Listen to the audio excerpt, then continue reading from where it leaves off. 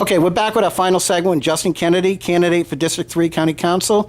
The other candidate is David Machuga of New Smyrna Beach, and the incumbent is Deb Denny's, elected 2 years ago and now running for re-election. Justin, let me ask you this. 2 years ago, you were in a public candidate debate at the Brandon Center during the primary with Jim Hathaway and Denny's. Joey Alexander was the incumbent who decided not to run. Denny's then got in a runoff with Hathaway. Hathaway won the primary. Because you and Hathaway are Dems, it kind of split the vote and you came on the short end of the stick. Hathaway won the primary. Denny's finished second. In the runoff, she prevailed. What's changed between now and 2 years ago where we held our first debate in Oak Hill this year in May, and you and Machuga came, she didn't. Then in the Brandon Center, 3 weeks later, we had a second debate, same thing, no-show Denny's. Why would she show up at our debates 2 years ago and this time not? What changed in the interim, in your mind?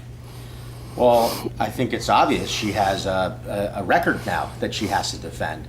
And I don't think she wants to get out in the public and have to answer some tough questions about voting to give away millions and millions of dollars of taxpayer money that we had to borrow. She doesn't want to have to defend supporting her deep pocket supporters versus the community Publixes and things like that. Well, let me ask you this. Her friends will say, well, look, she just participated in a debate with Pat Rice of the News Journal. You're biased against her, meaning headline surfer, that I'm biased against her. What do you say to that? You've known me. I mean, you can look at the debates online. The questioning was no different than it was 2 years ago. It was really no different than the News Journal. And quite honestly, if you're an incumbent, I think the duty is you have to face whether you think it's tough or not. I mean, what are you going to do when a constituent calls you with a real issue that they're upset about, and it's tough? You still have to face that person and hear them out and hear their complaints, validate their concern. You can't just say, well, that's going to be too hard. I can't call that person back because they're going to treat me unfairly. You can't do that. You're poised to represent everybody in your district. And if you can't face a tough moderator or someone who you think is a tough moderator, how are you going to face the public? Well, I mean, it's a good point. Let me ask you this. We'll wrap it up with this. You've been trending online, social media. Facebook's been lit up. A lot of people have come to your support, even Republicans. You're a registered Democrat. This is a nonpartisan race. You've had friends and foes on both parties. You're definitely one of the up-and-comers along with Rich Gailey.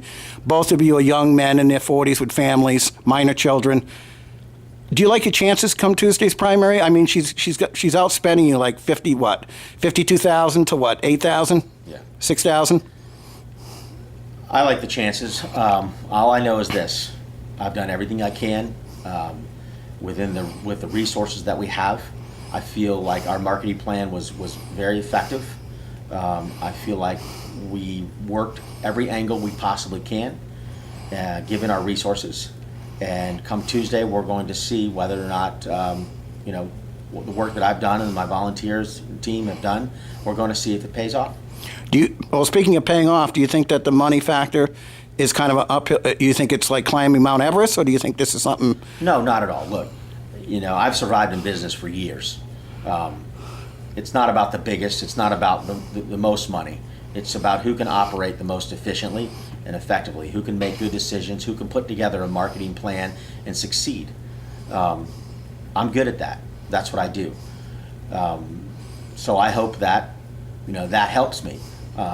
Obviously, she has a lot more money than I have, so we've acted accordingly. The Waverly thing came out where the state attorney's office said it's total BS. He dismissed all the allegations. Right. It's a clean bill of health for everybody. Sure. Yeah. The state attorney's office. Caney then came in, dropped his issues with Ted Doran, and we'll explain this in the story. Right. It's a vindication for you. But the one thing that we still find ironic is that Jim Hathaway, the other opponent, John Caney never interviewed him. Right. And we've pushed from the beginning in thinking that was because Denny's wanted you. You were the threat to her. Hathaway wasn't going to run against her again. Oh, yeah. I mean, that's just one of many examples of what a scam the Waverly investigation was. I mean, look, public money. 150,000 so far. They're going to have to settle with Doran. Well, what have the taxpayers gotten from that?